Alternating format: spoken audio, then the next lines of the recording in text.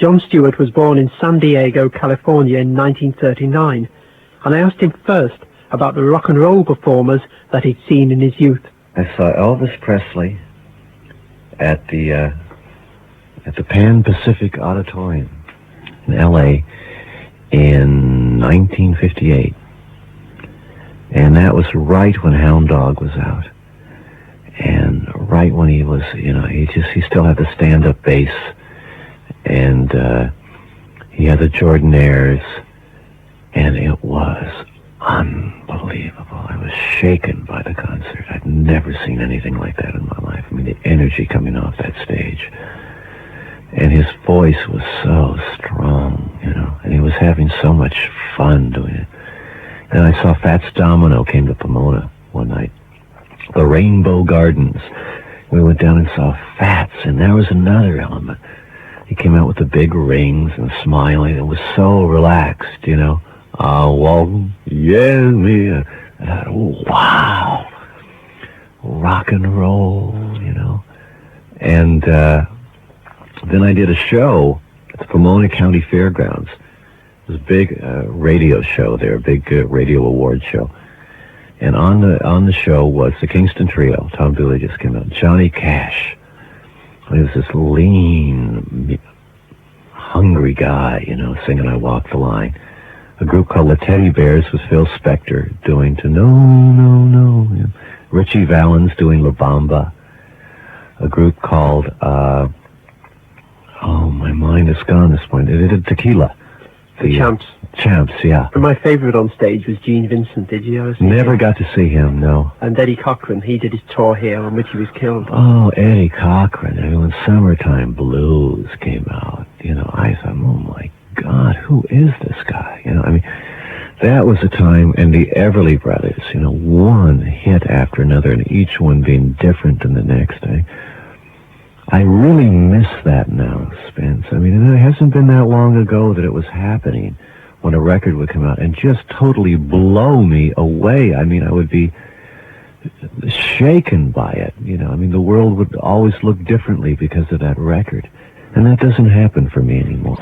Were you playing rock and roll yourself? The rock and roll band in high school. I really loved playing the old songs.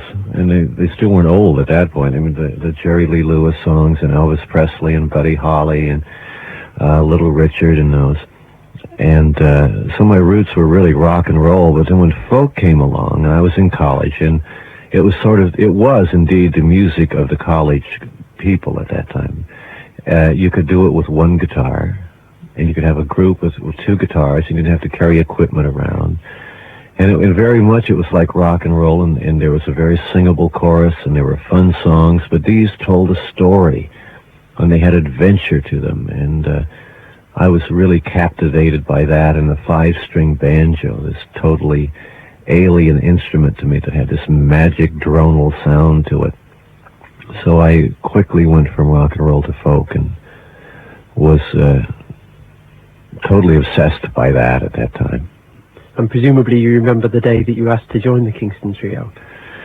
No, I don't really. I was in New York, and I had heard some rumors about Dave Gard leaving, and I called Nick Reynolds, a member of the group, and I said, Nick, what's going on? He said, I don't know, but keep in touch, will you? And so I did, and he said, John, why don't you come on out? And I auditioned, actually, with a few other guys, and flew out to Sausalito with my then-wife, Julie, who was pregnant, and we stayed at a hotel, and I auditioned, and I sat around for a couple of days, and they called and said, you got the job. The album Close Up was the first album I did with them. And let's have a song from Close Up. Which should we pick? From Close Up, I'd say, Reuben James, without a doubt. When you came to Where Have All the Flowers Gone, Pete Seeger had written that sometime before, had he? Pete Seeger wrote the music. Anton Chekhov, the great Russian poet, had written the words to it. And we got it we were in Boston at the time, playing in town, and we went to a folk club there, and there was a new group appearing there called Peter, Paul, and Mary. And there's about 8 people in the audience, and they did Where Have All the Flowers Gone? And we looked at each other and went, are you kidding me?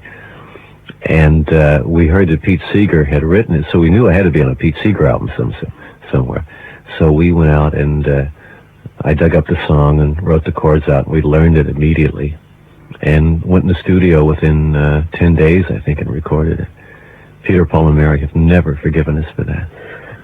Was it a controversial song at the time? Yeah, it was. In a way, it was. Anti-war sentiments were not as popular then as they are now. I mean, it's really as relevant now as it was then. It will always be relevant. It would have been relevant 10,000 years ago, and it will always be relevant. Talking of these anti-war songs, do you remember when you first heard Bob Dylan? Oh, clearly. Clearly.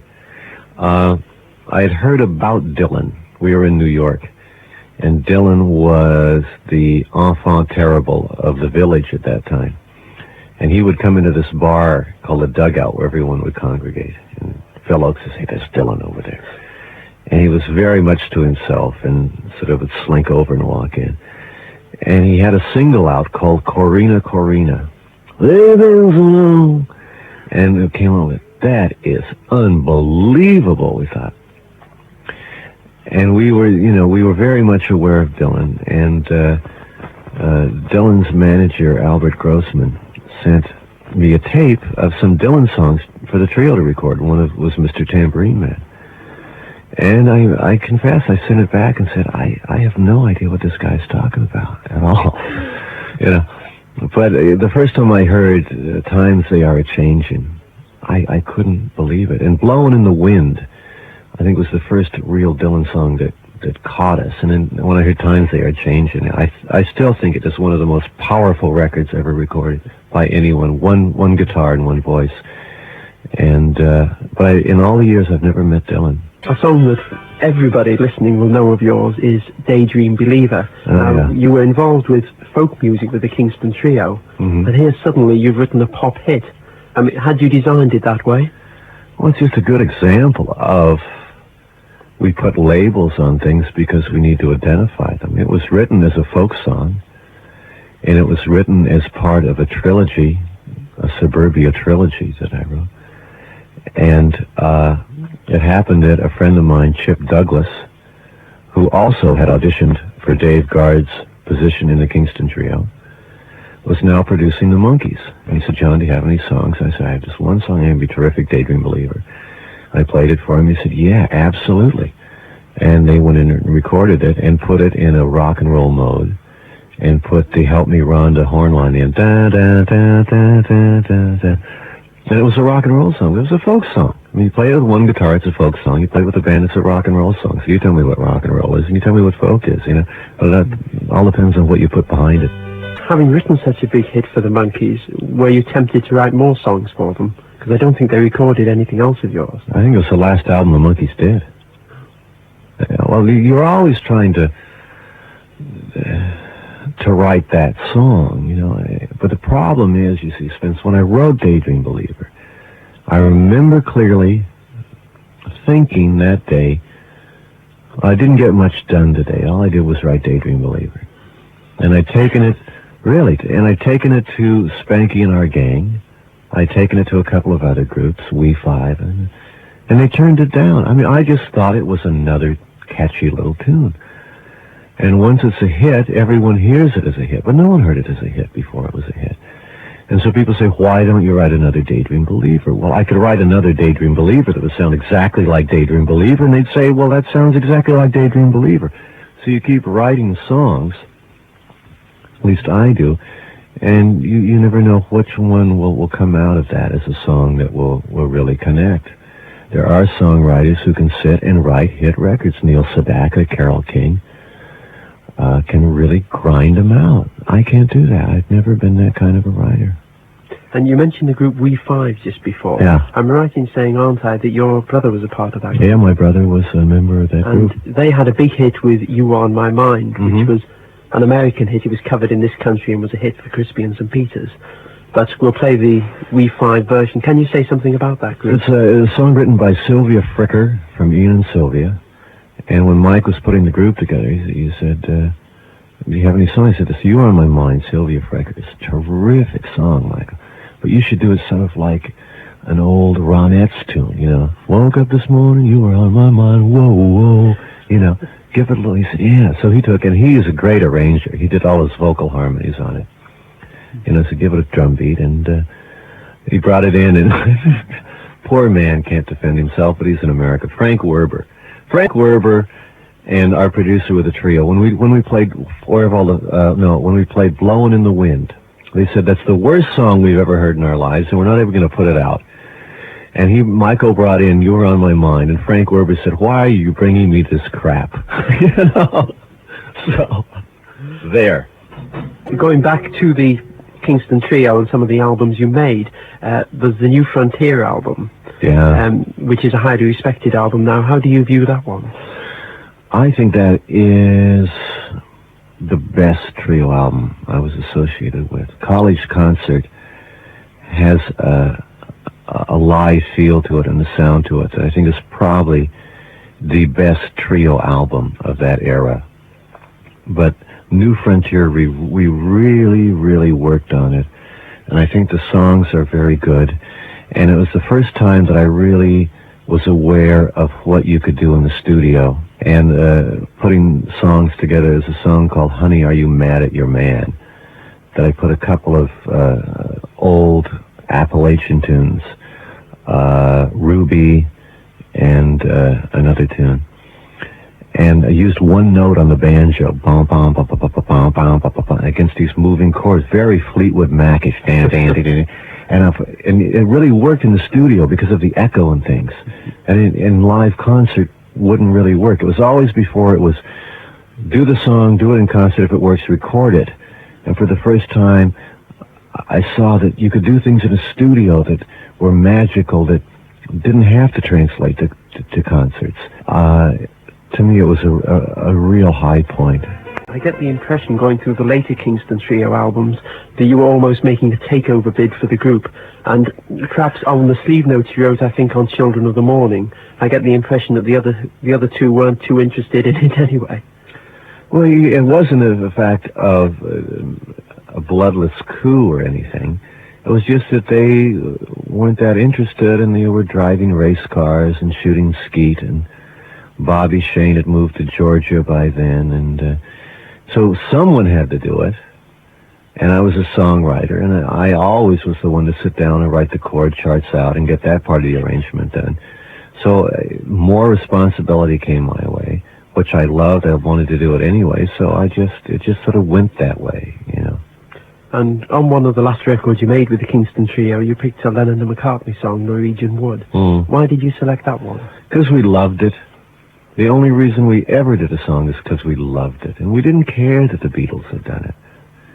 You know, we didn't care that it was, you know, not breaking any new ground. Nick and I loved the song, and we loved to sing it, and we sang it. When the Kingston Trio broke up, am I right in saying that you then were working with Buffy Ford as a duo? No, I didn't work with Buffy till about a year and a half after the trio had disbanded. I was looking to put a group together. I was looking to sing with a female voice.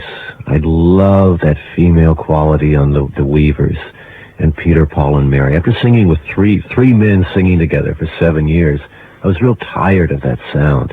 I wanted that upper color that you get with a female voice. And looked all over. I flew a girl out from Canada, from New York. I looked all over. Couldn't find anyone. Finally found Buffy 8 miles away from where I live. The album you made together, Signals Through the Glass. Signals Through the Glass. I think that album still stands up today. The harmonies are very nice on it. And a track I particularly like is Cody. Now, is that a song that's based on someone you knew? No. It's based on... actually, it's based on a character in The Red Pony, the Steinbeck novel, of this old man who led the wagons to the sea with the white hair. It's really a very classic American character.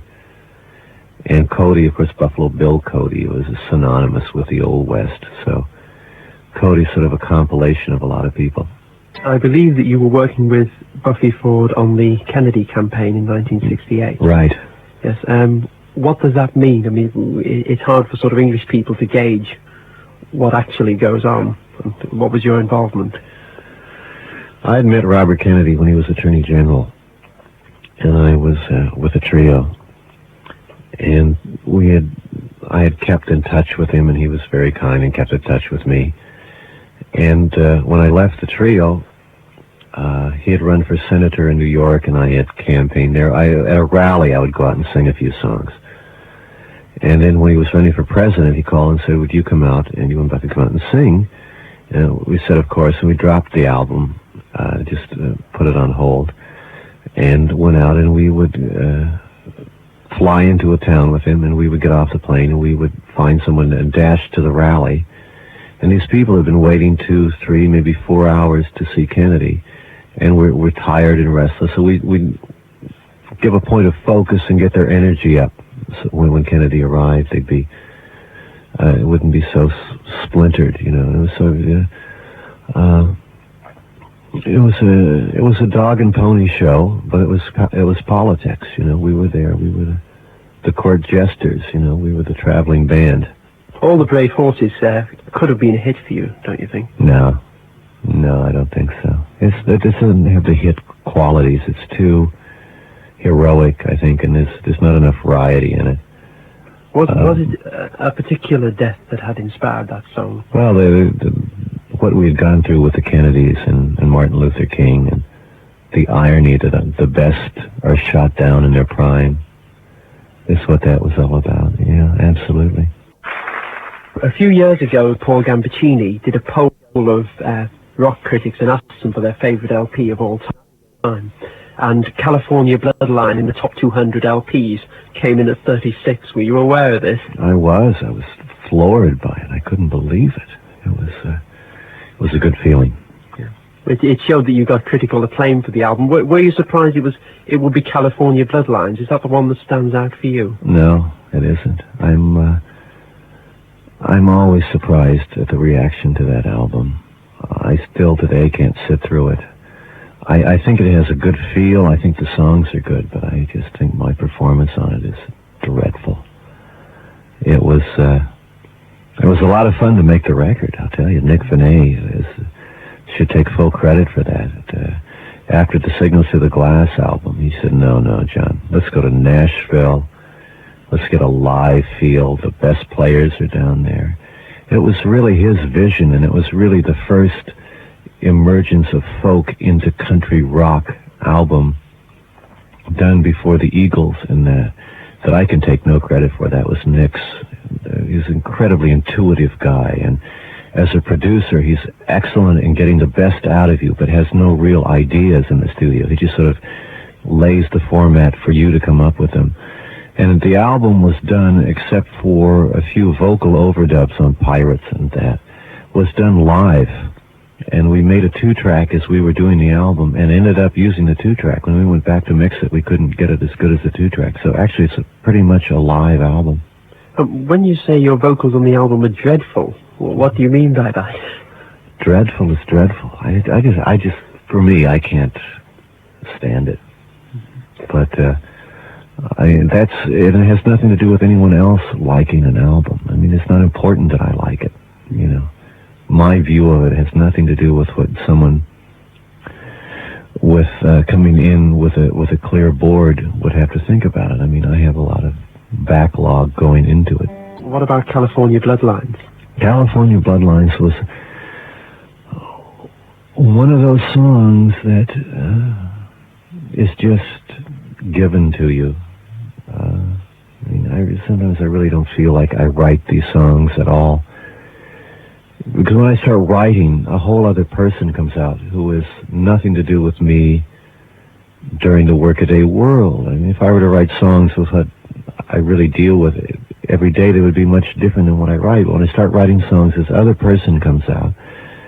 And California Bloodlines wrote itself. I think I wrote it in 6 minutes or something. I just was playing around with a G tuning on the guitar, and it just came out. It just effortless. It just flowed right out.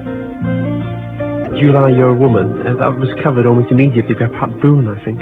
Pat Boone did it, a group called Red, White, and Bluegrass. Who else? John Wilkinson did it. Robert Goulet recorded it. It's a real enigma right now, Spence, because Recently, I was sending some tapes down to my good friend in Nashville, Randy Talmadge, looking to see if I could get a record deal out of Nashville to do some country records. And I did a new version of July, Your Woman that I really love. And he played it for the record company, and they say, well, that song's been a hit too many times. It's never been a hit. I think Gordon Lightfoot had that problem with Early Morning Rain. Everyone thought it was a hit, but it had never been a hit. And so even with my own song, they'd figured I had a hit on it and never did. So I don't know what that has to do with anything, but it's just a little meaningless trivia. Do you remember how you came to write the song? I know exactly how I came to write it. I was really taken by the chord progression on Gentle on My Mind, the rollingness of that. I love that roll on that. And I'm sure there was some character or somebody that I was totally smitten with at that time, or I can't remember exactly who the person was, but I Can't Hold It on the Road, that feeling that I remember from high school before when sex was something that happened to other people, and you could really get high dancing close with somebody or just making out or just being with them, because that was as far as it was going to go, and the tension would get incredible. And I really wanted to write a song about the great American fantasy of driving down the road, and there's a girl by the highway, and you pick her up, and this magic happens, and you're never seen again, you know. It's and a gypsy girl named Shannon, you know, and all this. I just felt, wow. You know, I love what Steinbeck would do, these great colorful characters in Cannery Road, Doc and the boys, you know. And to me, that was what made the book fun, to lose myself in characters larger than life. You know, there's a great movie called The Rainmaker with Burt Lancaster, who plays Starbuck. And it was real magical to me. So it was, in essence, I wanted to write a song like Gentle on My Mind, and I wanted to include these characters in it. Last week we looked at John's career with the Kingston Trio, and we also played tracks from his 1969 solo album, California Bloodlines. This week I start by asking him about Armstrong, a song written about the moonshot. I wrote it as it was happening, and we went in the studio in 2 days. The album was out 4 days later. It was an example of when a big record company wants to do it, they can really do it. You know, they can crank that thing out, you know. And everyone took it the wrong way.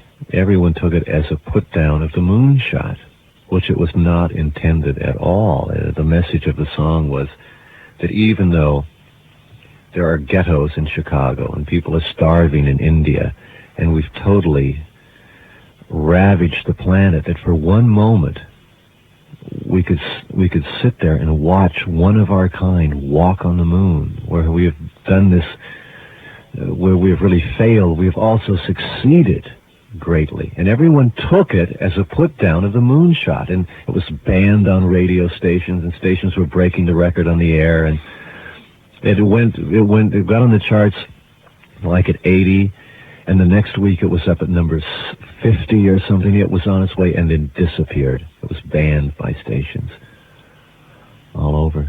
One of my favorite albums of yours is the Warner Brothers one, The Lonesome Picker Rides Again. Are you happy with that one? To tell you, Spence, I'm not happy with many of them. A couple I am, but not too many. I like some of the songs on that. I think Wild Horse Road and Shoot All the Brave Horses is good. And Freeway Pleasure I like. What else is on it? I like Bolinas on that, too. Bolinas that I did with Buffy. This great little seacoast town in California where the ocean is, the inlet there is like glass, and it's very quiet, and time slows down. So yeah, there are some good things on there, I guess, yeah. You made the Sunstorm LP before Lonesome Picker, did you? After. How do you feel about that one? I hate it. I absolutely hate the album. But you can't have hated it while you were making it. Yeah, I did. Really? It just never worked right from the word go, and I guess should have been stopped at that point. But you're in there and you're spending a lot of money, and the record label wants an album, and you really can't just pull out at that time, you know. It just sometimes you don't get your momentum going. You happens in everything. It happens with a date, happens at parties, happens on the job. Just some days don't go right. Well, this whole project to me just was always bogged down. I was working with my brother, very talented producer, but working with your brother is not like working with a stranger because you know too much about each other. There's too much backlog of being kids together, so that we didn't have that advantage of distance in it, To be candid with you, I never really liked this album at all. I like the cut my father did. That's the account of Hades Comet. Yeah, I think that is a terrific record because it's very real. I was going to do it like Mother Country and do the narration. And listening to the tapes of him tell the story, I said, no, this is what it is. This is real. So we just took the 2 hours of the cassette I had of him telling the story and put it on the 2-track and edited like crazy and wove that into the song. We moved to RCA and the Cannons in the Rain. Cannons in the Rain, yeah, I love that album. Quite a few people, myself included, have noticed what I suppose is a tremor in your voice. Is this how you describe it yourself? Vibrato? Yes. Yeah. That's something deliberate that you put in there. No, it's something I tried desperately to get rid of. Oh, because I think it's the attraction of the Really? See, I always hated it. Always tried my best to get rid of it. And never totally did, but have pretty well gotten rid of it now. But I love doing this album. I did it with Fred Carter. Great guitar player out of Nashville. He played on a lot of Simon and Garfunkel records on that great guitar opening on The Boxer. That's Fred Carter, And an old friend. And one of the first albums I really had my hand in producing. Fred and I produced it. And I always had believed an album should have a mood and a texture to it. And this was the first album that I had done that I thought it really had a mood from the beginning to the end. And great studios in RCA Victor down in Nashville. Great warm chambers. And we really thought this album out. We really worked on it and tried to lean it up and bring some color to it. And I think it succeeded. I think it's a good album. Chris Christopherson starred in a film called Pat Garrett and Billy the Kid. Yeah. And you wrote a song about that, Durango. Mm. So you were being considered for the role. I had Dylan's role. I had it. My bags were packed. I met the producer. He liked me. He said, you're going to go to Mexico? I talked to Chris. He said, oh, yeah, it'll be great, John. We'll be down there. We have a lot of fun.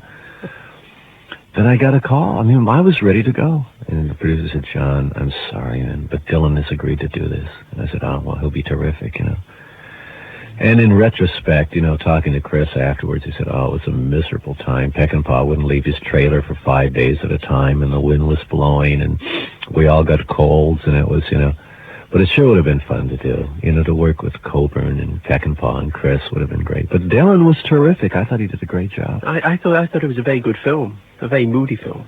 Very moody. For the people listening at home, I just spilled my coffee all over my pants. But I'll be fine when the blisters heal. All-Time Woman on that album. Oh, I like one that of my song. favorites. Yeah. Written about Buffy, written about Life on the Road. Life on the road and the vacant lot that really is, and how finding one person you can really love and be friends with is what it's really all about, And Holiday Inn and the $2 Gin. Yeah. That really sums up a rock musician's life, does it? Well, when you wake up in the morning and there's a half-consumed glass of alcohol next to your bed, you really are totally aware of the damage you'll do to yourself at night, There's nothing worse than that half a beer or half a drink next to you in the morning to make you go, oh, my God, I did that, You moved to RSO, which was a label that had the Bee Gees on it. Yes, indeed. My old friend Al Corey from Capitol Records. And this is the time it's getting harder and harder to get a record label. And we did Fire in the Wind. And that was another production debacle. And I knew it wasn't going to turn out right. And I knew it was a matter of survival of the fittest between me and the producer. So I was determined I would not crack. And if I didn't crack, that meant he would crack. One of us had to crack to get this album out of the state it was in. So finally he cracked and was taken off the project. And I said, Al, let me just go in and try and fix it. And they said, all right, John, you got $10,000. That's it. You go in. So we went in and I got some cheap studios. And at that time is when I knew I got to produce my own records. I've got to do it. And the cuts that I did, I was really happy with Boston Lady and some of the other things. And it was never the album I hoped it would be. But what about the title song? I love the title song. I'd love to record it again because I think it could be done a lot better than that. I think it's a real good. It's got a good feel to it, and it's got a good sort of dangerous subject matter there. The song is a real slice of American life, isn't it? Yeah, it really is. Yeah, and it deals with a subject people don't like to deal with, which I like. You know, it got a lot of people angry. Was it inspired by a newspaper story or anything? No, it wasn't. It was one of those songs that came out of Fire in the Wind and then thinking, what would Fire in the Wind be? Totally fabricated. The elements actually play quite a part in your songwriting, don't they? The elements, like wind and you mean yes, that? Yeah, they do. They're powerful images, you know, and they mean the same to anyone in Liverpool or Bangkok or wherever. The wind is the wind, no matter where you are. And it's got a timeless element to it. They're powerful words. Bombs Away Dream Babies. This is when Lindsey Buckingham of Fleetwood Mac came into your life, I think. Yeah. Well, it is. During the Fire in the Wind album, Nick Reynolds, my old friend from the trio, was down visiting me in L.A., and we got the first Fleetwood Mac album, the White Album, with Lindsey and Stevie on it. We'd been recommended to us. And we were playing that album all day, every day. And I said, Nick, do you hear what I hear? And songs like Landslide. And I was trying to play electric guitar, and I had no idea how to do it. I was trying to be Keith Richards, and it just wasn't working. And I heard Lindsey playing electric guitar, and he was playing banjo lines, 5-string banjo lines. And I said, whoa, that's how to play this thing. So I started learning the guitar, electric guitar, listening to Lindsey, and really got into Fleetwood Mac. It's ironic that your first hit as a solo artist in America was with a song about making a hit record or wanting to make a hit record. Irony after irony, Spence, I know. I was under an edict from the record company. If you don't have a top 10 record, you are off the label. And I said, what the heck was it? I'm going to write a hit. And going over to Lindsey's house in Hancock Park, this big mansion that music had done. This all came from music. There came the song Turning Music into Gold, and everyone, like at gas stations, everyone in America is either an actor or a songwriter. And some do it and some don't. And I pulled all the stops on it. I mean, I gave it a real Fleetwood Mac sound, and Lindsey played guitar on it, and Stevie Nicks came in. I mean, it was an unashamed attempt to have a hit. And it was a hit, but, you know, a lot of good it did me. But it kept me on the label, and I got a lot of airplay on it. But I don't feel in any way it's one of my best songs. You know, it's the irony of pop music that your best things often go unnoticed, and something you sort of throw off becomes gigantic hits. After you've had enormous success with the record Gold and the album Bombs Away Dream Babies, you then made the album Dream Babies Go Hollywood, and nothing happened to it. Absolutely nothing. I know. Why was that? I don't know. It's a very good album. I think it's a real good album. I think the wrong single was released initially. What was that? Odin. And a lot of radio stations were playing it, and they wanted it out. And it lost its momentum in the beginning because the single didn't take off, and then RSL got cold feet on releasing the next single, which I thought should have been Wheels of Thunder all along. And then it just sort of died a natural death there. And then RSL at that point was in the process of dying itself. So I can't really fault them because the label wasn't in real trouble. You come to the album Blondes that you made with Chuck McDermott. Yeah. Exactly. Is he someone that you've met in recent years or someone you've known a long time? I met Chuck was about 2.5 years ago. He came out from Boston. He had a band in Boston called Wheat Straw that garnered a lot of critical acclaim, a country band, and a very new dimension to country music. And he came out to California, and he had a band, was playing in the LA area, and we met through mutual friends and became very close friends immediately. And we worked very well together. And while he was doing his own thing, he also came in and worked with me on the Blondes album. And we had a good, very bright guy, very talented musician, and very articulate. Chuck and I really feel we make up a total person. He's very articulate, very intuitive, and very analytical. He's a very centered person, and I'm much more of a dreamer, and I have a side of madness that he doesn't have. And together, we work very well together because the strength of each one attracted to the strength of the other. If we were both crazy, nothing would work. If we were both very analytical, it wouldn't work. So we have a real good time together. John Stewart's been on my programme several times in the past, and when I met up with him at York on a recent tour, I wanted to talk about his recent albums, Bullets in the Yard Lass, Bandera, and Rough Sketches. Although we did cover a few oldies like Daydream Believer as well. I started by asking John about a new song, Interview with an Angel, that he performs with his wife Buffy Ford, and is taken from his new musical, Johnny Flamingo on the Blue Dream Road. I've always written about angels back to the 60s, and it was just musing, what would that be like if you actually met an angel, you know? What you would do is ask them questions, you know. It just came from that. And how did you decide to record it? Because you put Buffy, your wife, in there too. Well, someone had to be the angel.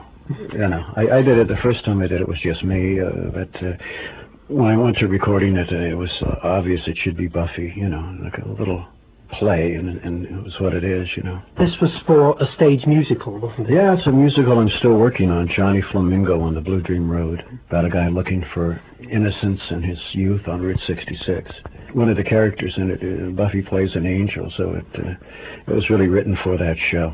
I've done the show a couple of times in America, and I'm still not happy with it. So it's still in rewrites, you know. So I don't know if I'll ever do it, you know. So you've done it as a one-man show, or just Buffy, with Buffy? Yeah. With Buffy and I, yeah. And it went down great. They loved it, you know, standing ovations. But I wasn't happy with it. It just wasn't right. You know, you do it in small places. We did it actually on Route 66 once in Williams, Arizona. In this little old theater with a 50s car and stuff. It was great. But do it in very out-of-the-way places until I know it's right, you know.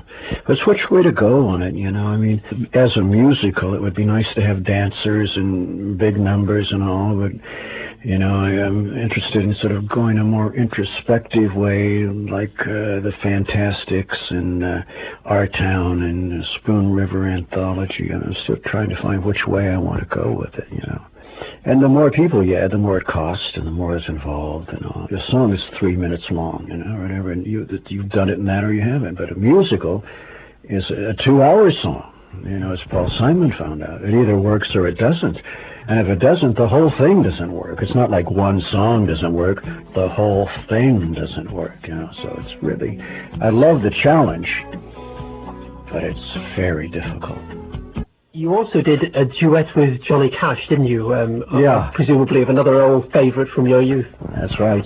Get Rhythm, which was a song I did in high school. It's one of those strange manifestations of the electronic age. I never even saw him to do the song. I sent an ADAT digital recording down to Nashville, and he put his part on and sent it back, and I mixed it in, and that was the version. I didn't even meet him till afterwards at Roseanne Cash's wedding. It's the first time I ever met him, so I did a duet without, you know, ever singing with him, but close enough for me. But presumably you discussed it on the phone as to how you do it. No, I discussed it with his people, who you know, finally got Johnny to it. He said he wanted to do it, but then it kept getting pushed back, and finally he decided to go ahead and do it. But I never spoke to him, no. It was just, I recorded singing the version with me doing the verses I was going to do, and a blank space with the instrumental for him to sing, and then a note of, like, sing this and I'll sing it with you on the final recording. So it was just, you know, sending notes, you know. And yet it works very well. Oh, it works very well, yeah. I always thought our voices would go well together, and they did. Your most famous song, of course, is Daydream Believer. And you often now see in newspapers a phrase, Daydream Believer, someone's called that and such. Did you actually invent the phrase as well? I did. I'd never heard it before. Yeah, it's become a pop phrase now. The whole phrase, oh, what can it mean to a daydream believer and a homecoming queen, just came right out. I had this melody, and it was sort of like McCartney's Yesterday. And in fact, it was I am here, I am gone, I am living on the song. And it was just one of these things that was nice, and the words were nice, and I just had that for weeks. And then all of a sudden, that chorus came to me, cheer up, sleepy Jane. And then I thought, well, I'll just borrow that melody from that other song. And the idea of the story was there, so then I wrote If I Could Hide Beneath the Wings. So it was the melody to the verses was floating around on the back burner, Someone sent me a sitar version of it on some album of the weirdest tracks in the world. It was just hysterical, Mm-hmm. I mean, Daydream Believer on a sitar is just awful. What about the song itself? You originally wrote Now You Know How Funky It Can Be. Yeah, and RCA Victor would not let Davy Jones sing funky. It had to be happy, because it was a happy little band, And it's been known as happy after that, because everyone knew the Monkees version, but it originated as funky. Did you record the song first? Chip Douglas, who was producing the Monkees, an old friend of mine, I just said, do you have any songs that would be good for the Monkees? And I was had just written it, like probably 2 months before. And I'd taken it to Spanky and Our Gang and We Five and some other group that had turned down.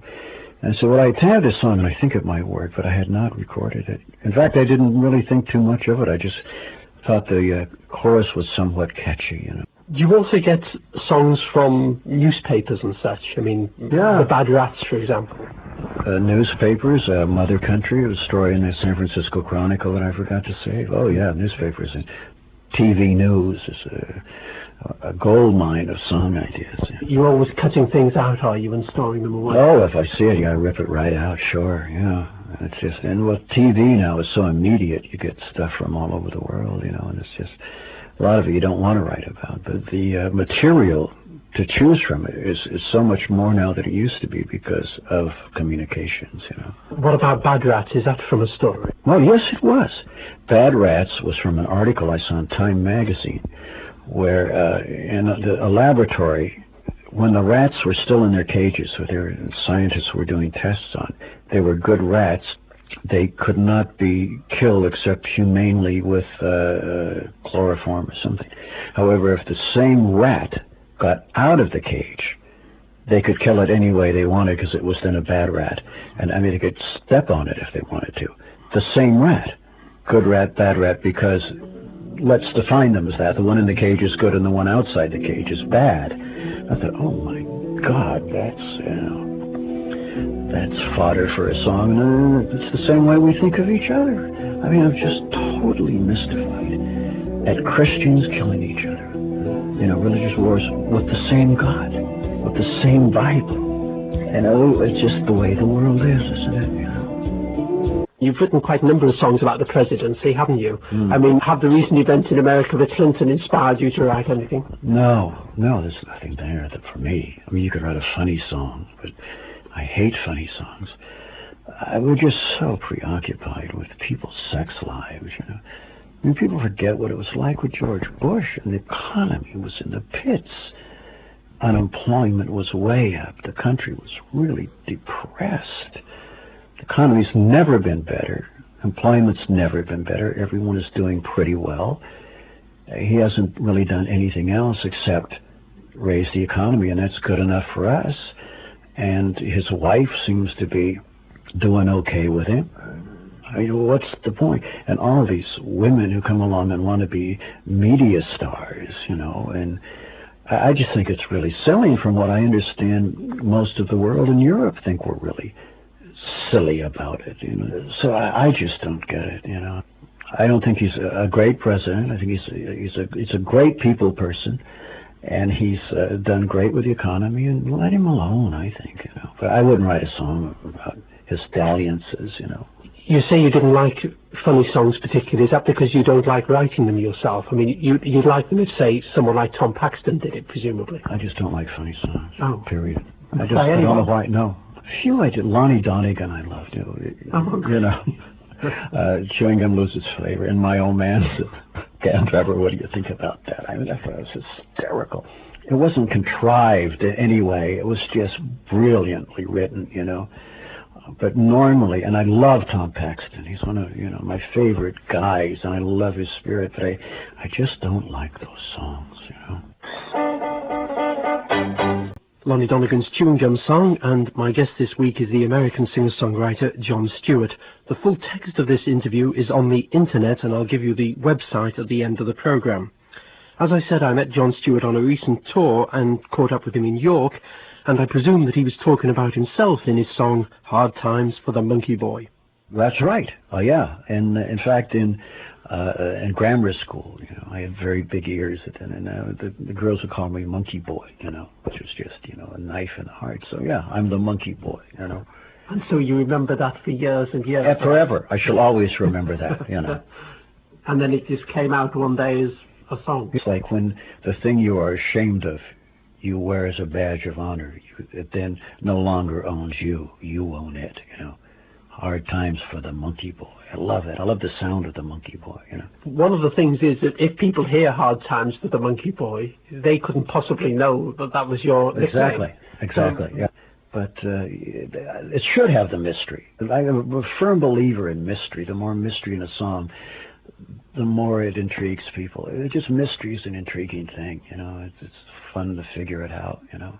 There's so many codes. There's so many code lines that I have put in songs that if people put them together, if people knew what they were, they'd really know who I was. And but I just laugh because it just goes right by them. It just goes right by, you know.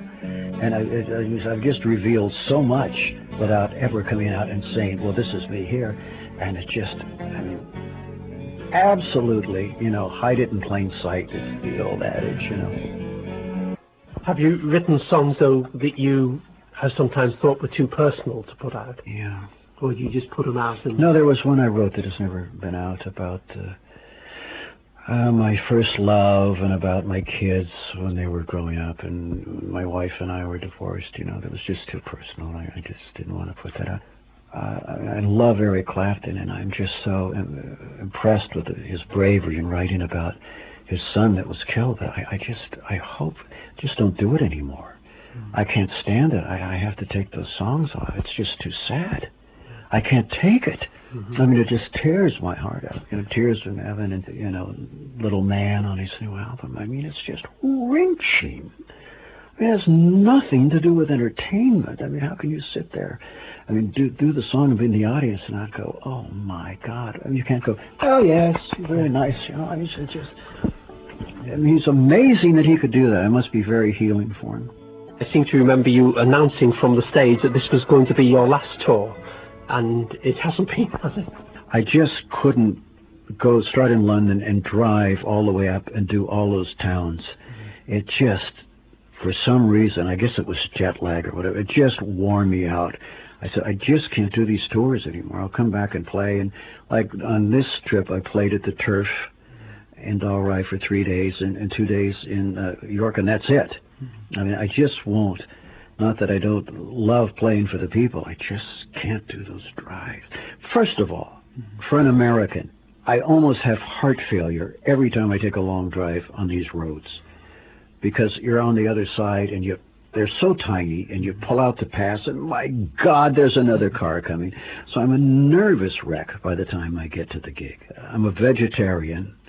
And it's hard for me to find things I can eat here that aren't, you know, potatoes and things that are fried potatoes. It's hard to find things. You know? The irony of it, and it seems to be the way of the world, that everything has a trade-off. Nothing's free. That the people who I believe are most into my music are the people of the UK. Yet I face that problem when touring, you know. And I went to Ireland, equally just amazing. Everyone smoked. And I have asthma, so like by the second gig, I couldn't even breathe. Nothing is free, and that's the price. But, you know, I would never stop coming. You know. And you did one tour with Guy Clark and Peter Rowan. Oh, my God. Yes, I did. Now, these guys are everything. And Townes, you know, it was no surprise to anyone that Townes was dead. In fact, the reaction was, I can't believe he's lasted this long. I mean, if there's anybody who was on a suicide kamikaze mission. It was Townes Van Zandt. And he and Guy Clark totally live up to their reputation. This is no myth.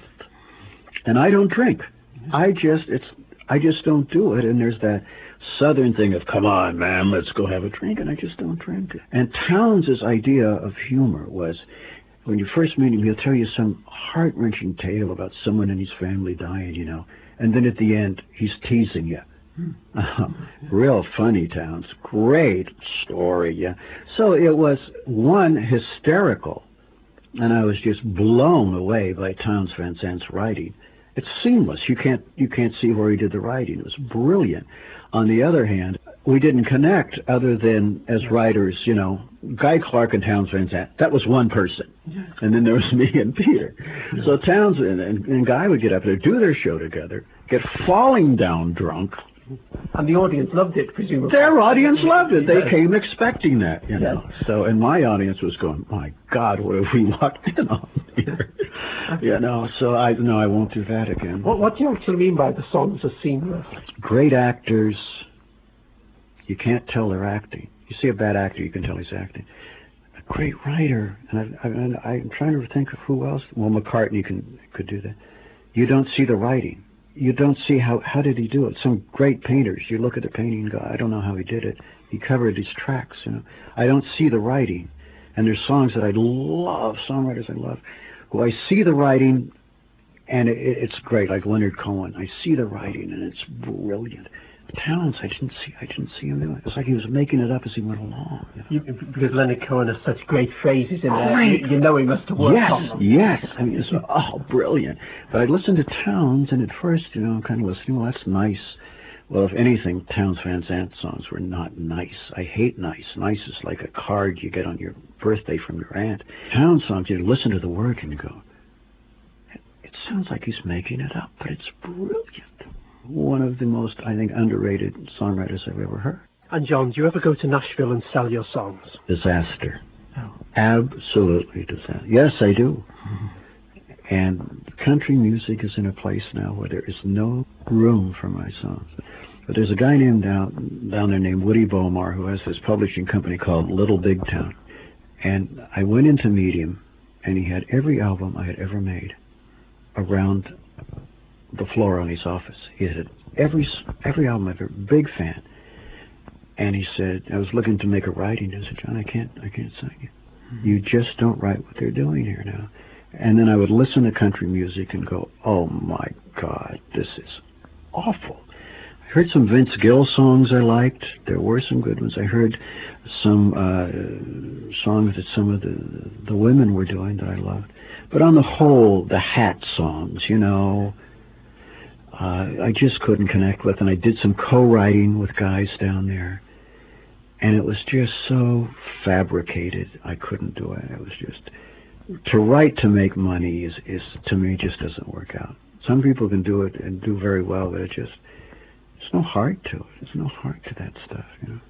Let's close with a song that you did with Roseanne Cash called Women, which is your sort of feminist anthem, as it were.